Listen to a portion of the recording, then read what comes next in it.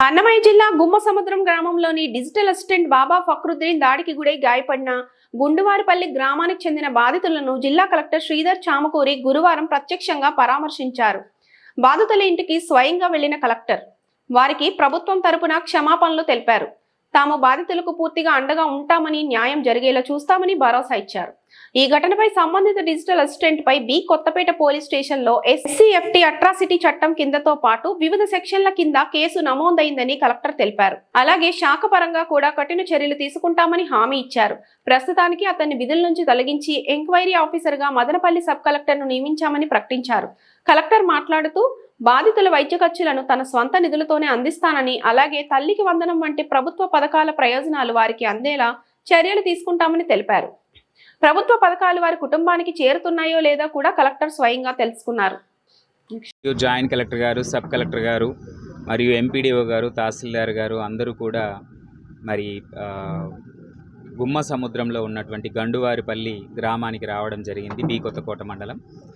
నిన్నటి రోజున digital assistant అనే వ్యక్తి, సో ఎవరైతే ఈ శంకరప్ప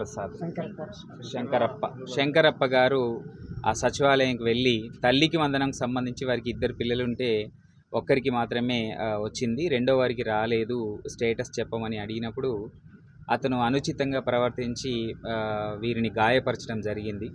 సో దానికి సంబంధించి వెంటనే కూడా పోలీస్ కేసు నమోదు చేయడం జరిగింది, SCST అట్రాసిటీ కేసు కూడా.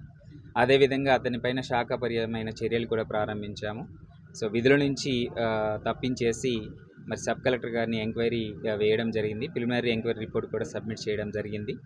మరి ఇటువంటి అతని యొక్క గతాన్ని కూడా మనము ఎంక్వైరీ చేసినప్పుడు అతను కొద్దిగా సైకిక్ బిహేవియర్ సరిగా లేదు, ఈ విధంగానే సిటిజన్స్తోని అనుచితంగా ప్రవర్తించిన సంఘటనలు ఎక్కువగా కనిపిస్తున్నాయి. సో అతని మీద శాఖాపరమైన చర్యలు తీవ్రంగా తీసుకోవడం జరుగుతాయి. అదేవిధంగా క్రిమినల్ పరంగా కూడా చర్యలు తీసుకోవడం జరుగుతుంది. త్వరలోనే ఛార్జ్ షీట్ కూడా నమోదు చేస్తాము. సో వారి కుటుంబాన్ని ఈరోజు మేమందరం కలిసి సందర్శించాము. వారికి ఏదైతే ఇబ్బంది ఉందో ఆ ఇబ్బందిని కూడా త్వరగానే వితిన్ 1 వీక్లో తొలగిస్తాము. సో తద్వారా వారికి ఎటువంటి ఇబ్బంది లేకుండా మరియు ఇక్కడున్న సిటిజన్స్ కూడా ఇబ్బంది లేకుండా కూడా చూసుకోవడం జరుగుతుంది. అదేవిధంగా ఈ గ్రామంలో సర్వేయరు గత 2 సంవత్సరాల కింద చేసినటువంటి రీసర్వే తప్పుల తడగా చేయడము, సో ఎక్కువగా కూడా జాయింట్ LPMs నమోదు చేయడం వల్ల కూడా సో ఎక్కువ మందికి తల్లికి వందనం సంబంధించి కూడా ఇబ్బంది ఏర్పడింది. సో అది కూడా మనము సర్వీస్ ఎనేబుల్ చేసినప్పటికీ కూడా ఆ సర్వేయర్ సరిగా పని చేయలేదు.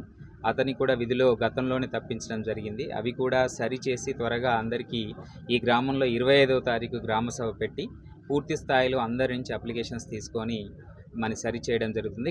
ప్రభుత్వం కూడా 550 రూపాయల సర్వీస్ ఉన్నది జాయింట్ LPM సెలెక్టింగ్కి, అది కూడా తొలగించేసింది. కేవలం ఒక 50 రూపాయలు మాత్రమే కట్టి సర్వీస్ జస్ట్ దానికి ఉన్న సర్వీస్ ట్యాక్స్ ఒకటి కట్టించుకొని చేసే విధంగా వెసులుబాటు కూడా ఇచ్చింది. గ్రామస్తులందరూ కూడా ఈ గ్రామంలో జరిగినటువంటి అంటే సరిగా జరగనటువంటి అన్నీ కూడా ఆ రోజు రెక్టిఫై చేసుకోవడానికి, తర్వాత 15 రోజులు అవి రెక్టిఫై అయిపోతాయి. మీకు ఎవరికైతే తల్లికి వందనం పడాల్సి ఉందో అవన్నీ కూడా మీకు పడతాయి, ఎటువంటి ఇబ్బంది ఉండదు. కానీ ఈ ఉద్యోగి ఇలా ప్రవర్తించడం అనేది తప్పు. సో అతని యొక్క వ్యక్తిగత ప్రవర్తన వల్ల ప్రభుత్వము తరపున వారికి క్షమాపణలు చెప్పి సో అతనికైనా కూడా శాఖపరమైన చర్యలు తీసుకోవడం జరుగుతుందని కూడా వారి కుటుంబం వద్దకు వచ్చాము అందరము. సో వాళ్ళు కూడా ధైర్యం చెప్పడం జరిగింది. సో ఉద్యోగులందరూ కూడా సిటిజన్స్తో జాగ్రత్తగా ప్రవర్తించాలి. సో ఎటువంటి వాళ్ళు కొద్దిగా వేగంగా మాట్లాడినా, కొంచెం దురుసుగా ప్రవర్తించినప్పటికీ కూడా ఉద్యోగులుగా మనము ఓపికగా ఉండాలి, సమాధానం చెప్పాలి, అర్థం చేసుకోవాలి. సో ఒక్కొక్కరికి ఒక తీరుగా ప్రవర్తించినప్పటికీ కూడా ఉద్యోగిగా మనము ఓపిక అనేది ఉంచుకొని ప్రవర్తించాలి తప్ప దుందుడుగ్గా సిటిజన్స్తో ప్రవర్తించకూడదు అనేది కూడా ఉద్యోగులందరికీ కూడా తెలియజేస్తున్నాను. Thank you.